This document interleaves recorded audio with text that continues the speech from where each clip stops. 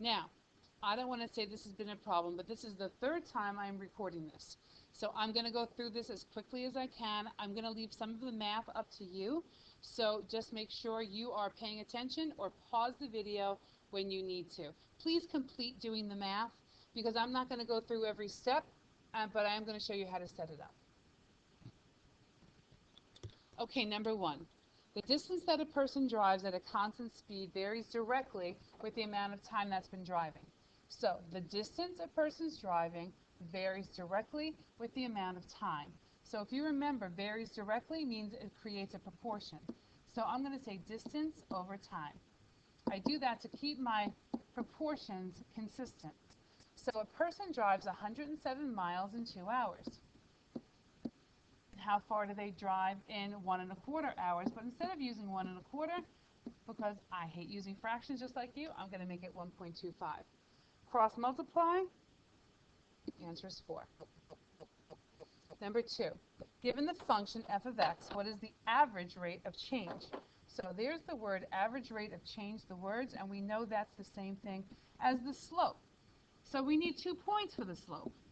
We have an interval, which we all know means the x values. We need to find the y values that are associated with those x values, and we can do that by putting it back into the function here, or put the function into your calculator and find the table.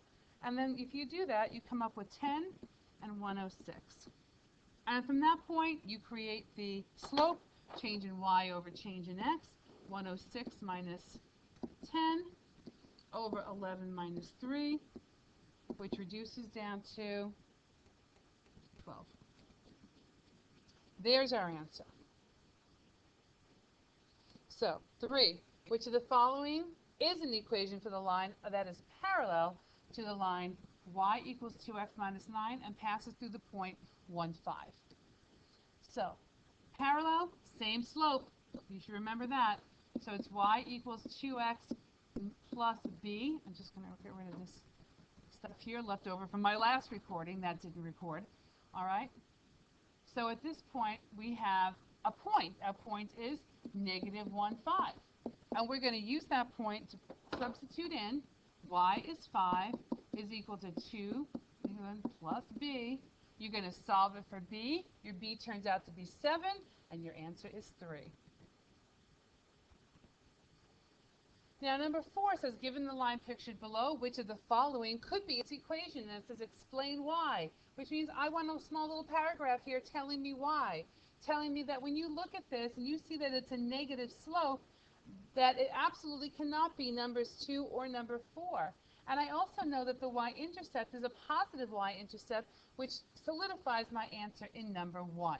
You do not have to say what I just said verbatim, but you do need to explain how you've determined that number 1 is the correct answer. 5. Which of the following linear functions would not have an inverse that's also a function? So hopefully you're thinking, bam, that means that the function cannot be a one-to-one function. I know I'm a little punchy here, guys. So if you look at this, y equals 2 is going to be the only function that's going to be, these are all linear. It's the only linear function that's going to be a horizontal line and does not pass the horizontal line test. So 3 is my answer. And this one, you have a little cheat sheet that we have 4 here. 4 is the right answer for this one, but let's talk about how we got that. All right, at what coordinate would a line whose equation y equals 2x minus 3 intersect a perpendicular line whose y-intercept is 17? So basically what they're saying is if this is a line, -3, positive slope, looks something like this, right? Now, they're saying whose y-intercept is 17, so the one that's intersecting is way up here. But they're saying they're going to be intersecting at a right angle. So we need the y-intercept of that, and then we need to find out the x-coordinate. So that what they want is this x-coordinate sitting right here where they intersect. How we do that is we know we have our original y equals 2x minus 3, and they're saying the other one is the perpendicular line, which is the negative reciprocal slope, right? Flip it, turn it negative, and then said the y-intercept is 17. From here, you simply set them equal to each other, or Or you could put them into your calculator and determine where the y's are the same for the same x's. All right? Once all this, you solve all this, you turn out to get 8 as your answer. We are still recording, so woo, so far so good.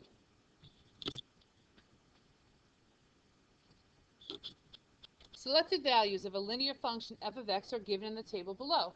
Find the value of k, which is sitting right here. So the first thing we have to do, they tell us it's a linear function. So you are thinking slope. I can find the slope. So pick 2 points. Doesn't matter what points you pick. Let's pick these 2 right here. You can rewrite them if they're confusing to you in the table. So this becomes negative 12 minus negative 33 divided by negative 2 minus negative 8. And once you reduce all that, you end up with 7 halves. So now you have to do that with, again, now here's your 12 comma k. You can pick any point you want to. I'm going to pick the 4 comma 9 because they're the smallest numbers, kind of easy to work with. So it's the same thing, 9 minus k over 4 minus 12, and I know that has to equal 7 over 2. Now, I'm also going to remind you that when you have a situation like this, protect the 9 minus k, because when you cross multiply, it becomes 2 parentheses. 9 minus k is equal to 4 minus, this is a negative 8, and this negative 56. And once you solve this whole thing, you come out with 37. So k turns out to be 37.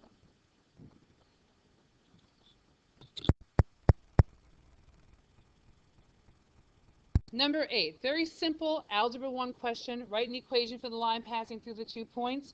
Well, hopefully you know that the equation of a line is y equals mx plus b, and you need to determine what the m is and what the b is. Well, we've been doing slope so long, you guys are probably dreaming about it at night. So slope is equal to the change in the y, so 25 minus 15 over the change in the x's, 20 minus negative 5, which reduces down to 2 over 5. Then you need to find the b. So I know that y equals 2 over 5x plus b is the beginning part of my equation, but now I have to take one of those points. Let's use negative 515 and plug it in. So you get 15 is equal to 2 over 5 times x, which is negative 5, plus b. And when you solve this, b turns out to be 17. Make sure you're answering the question. Write an equation of the line. So when you're all said and done, y equals 2 over 5x plus 17 is your final answer. We talked about making silly mistakes. If you forget to write that down, you will not get full credit, even though all the work you did is there. Number 9. After a recent Poughkeepsie High School basketball game, traffic is exiting the parking lot at a constant rate of 28 cars per minute. The parking lot started with 922. So let's annotate a little bit here. Rate. What does rate mean? Another word for slope. It's a constant rate. There's our word constant. We know we're talking linear here. So how many cars are still in the parking lot after 10 minutes? You don't always have to do things algebraically, folks. We know we started with 922 cars. This is just using a little common sense. 10 minutes at 28 cars per minute is 280. So you subtract them, and you end up with 642. And please write cars remaining in the parking lot. Determine a formula. So, again, we're talking linear. The slope, this time they're telling us, though, n and m minutes. So n is equal to, now it's 28 cars that you're losing out of the parking lot. So that's negative minutes plus 922. Because if you start putting a positive slope in there, that means after every minute the cars are increasing in the parking lot. It doesn't make sense. All right, so make sure you're taking time to think about what this is asking you. So after 25 minutes, the rate at which the cars leave rises to 34 cars per minute. So how many total minutes does it take for the parking lot to completely clear? So after 25 minutes, the rate or the slope changes or rises to 34 cars per minute. how many total minutes does it take for the parking lot to completely clear? Which means they're saying what happens when n is equal to 0, and there are no cars left in that parking lot. So let's see, after 25 minutes, we need to know that. We need to know how many cars are left after 25 minutes. We use our formula, which is n equals negative 28 times 25 plus 922. And when you do the math, n is equal to 222 cars remaining. Now the second part of this is determining the next formula that we need, because they say after 25 minutes, it changes to 34 per minute, and this time now our new y-intercept is 222. And we also want to know when n is 0. So 0 is equal to negative 34m plus 222. You do the math, and m turns out to be 6.5. Now, remember to answer the question. The final question says, how many minutes will it take for that parking lot to clear? So you need the 25 from this part, you need the 6.5 from this part, and you get 31.5, but beware, round to the nearest minute. All right, so my final answer is 32 minutes for that parking lot to clear.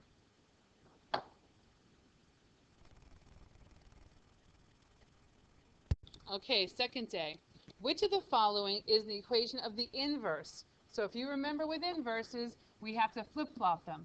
4x is equal to, I'm sorry, I'm flip-flopping the wrong thing. X is equal to 4y minus 2. So just solve this for y at this point, and my answer turns out to be 1. Which of the following is the equation for the piecewise function? Well, if you look here, here's my cutoff at positive 2. The one on the left is this one, the one on the right is this one. So we have to figure out which one is the equation. So this starts at positive 4. What's the slope of this? Up 1 over 2. So this one's going to be 1/2 x plus 4. If you extended this one down, actually, it hits down here at negative 1, and the slope is 3 over 1, so this one is 3x minus 1. So the correct answer here is number 2. Given the linear graph shown below, answer the following questions. Write the equation of the line in y equals mx plus b form. Well, I know b is my y-intercept. 1, 2, 3, 4, 5, 6. So I know b is negative 6. Slope is how far, and I'm just putting my dots in at my lattice points. It's going to be up 3, right 2. Up 3, right 2, which is 3 over 2x, y equals. Cake. It's so easy. Create a graph of the linear function's inverse on the same graph paper. You can do this 2 ways. The first way is you can take your y equals 3 over 2x minus 6. You can flip it, x equals 3 over 2y minus 6, and solve for y. That's how you can get this one when it says determine the equation. Or you can figure out what the points are. So if you figure out, I'm just going to erase this for a second and take a look at those points again. Let's pick just 3 of them. 1, 2, 3, 4, 5, 6. This is the point 0, negative 6. This point is 2, negative 3.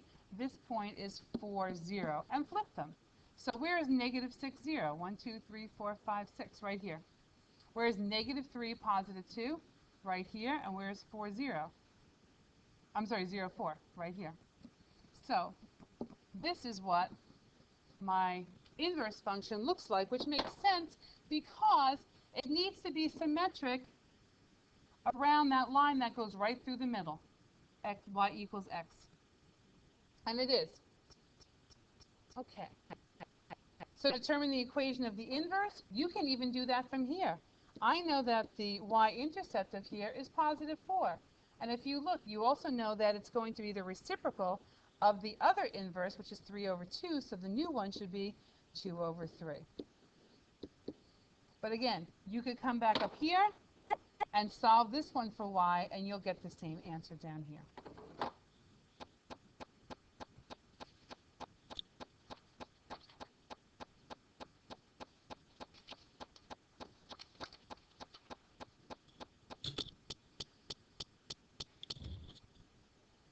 Okay, number 4. A single pump is filling a storage container with water at the rate. Rate? What's another word for rate? Hopefully you're starting to do this. Slope. 60 gallons per minute. After 30 minutes, an additional pump turns on and the container begins to fill at a total slope of 130 gallons per minute for an additional 30 minutes. So if you look, we have 30 minutes and then we get to 60 minutes. So there are this is going to be a nice little piecewise function. The container already had 1,500 gallons of water when it began to fill. So that means that it's starting right here. On the grid below, graph the amount of water that the tank contains for the first 60 minutes. So I know it starts here, but I don't know where it ends. So where is it going to end? So what I kind of do is bring it off to the side a little bit, and I say, well, if I'm starting with 1,500, and I know it's at 60 gallons per minute for 30 minutes, that's another 1,800. So if I add those two together, I get 3,300. And that's where I'm going to be, right about here, at the end of the 30 minutes. So that's the first part of my graph. The second part of my graph says I'm going to up that now to 60. So now I want to know at 60, what point am I going to be over here when I get to 60? Well, I know that's changed a little bit now, and I know that it's going to be up to 130. So I know m is equal to 130. So I'm going to do the same thing. I'm going to do y equals, let's see, what am I going to do that makes the sense of this? I think the easiest thing to do is determine that the equations, because here it says write the piecewise function, because I know this is going to look something like this when I'm done. So if I write that piecewise function, that first one is pretty easy, because the first one has a rate of 60 gallons. So 60, let's say t, I'm saying v of t, is supposed to be f of t, so v of t, plus 1,500. And the next one, that's between 0 less than or equal to x less than or equal to 30.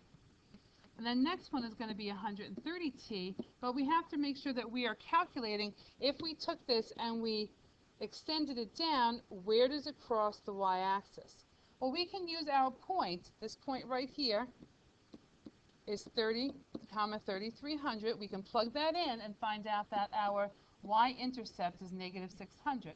And that's between 30 and 60. Notice that I don't put the equal sign under the 30 there because I have the equal sign under the 30 up on top. And using that formula now, I can plug that in here and find out this is 7,200 when I'm making my graph. Okay?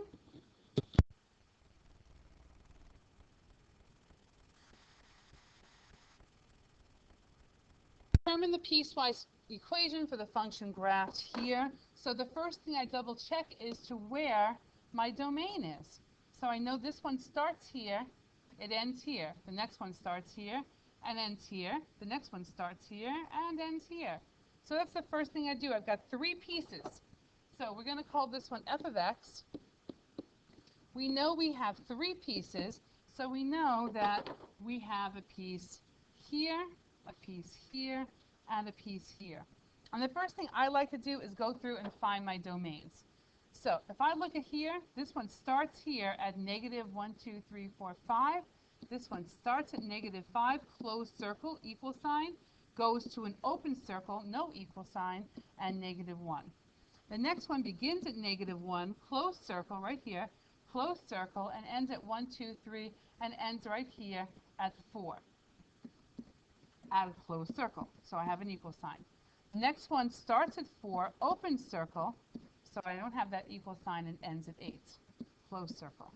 So that's the first thing I like to do, and now I like to go back and find the equations of the lines. So you're just going to extend these, and extend them, and put your equations down. Remember, this is 2 down 2 over 1, down 2 over 1, down 2 over 1.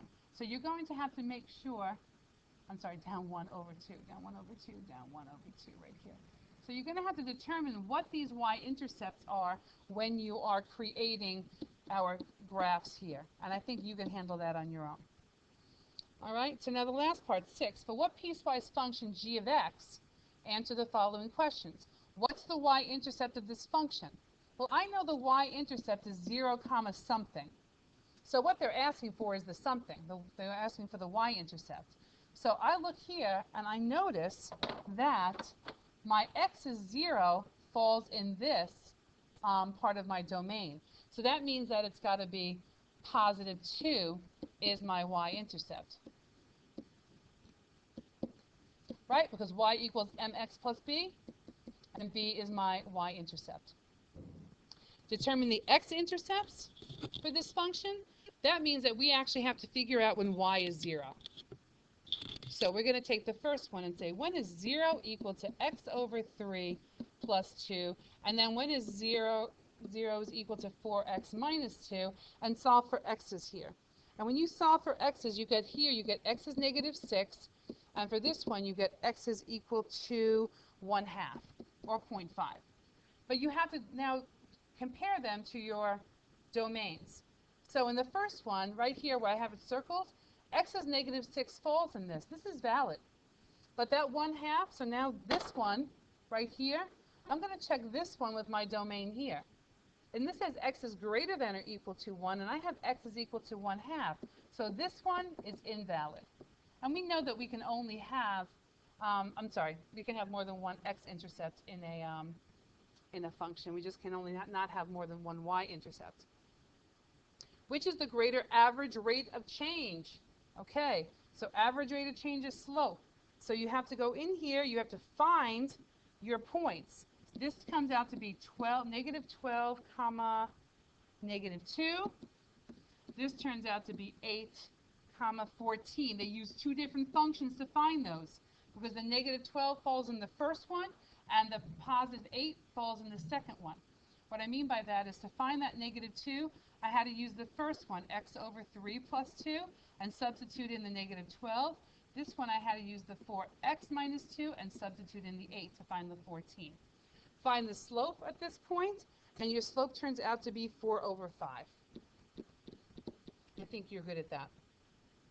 Provide evidence that this function is not one-to-one function. Explain how your evidence supports that g of x is not one-to-one. So here you would just either show a graph, or you would show a table of values, or you would show points that lie on this graph that show that it's not a one-to-one function.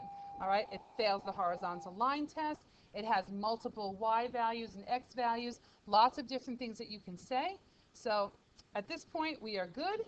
And the bell rang, so I am amazing that I got through all that work in such a short period of time. And this better have recorded because I'm not doing it again. All right, guys. I'll see you tomorrow. Bye.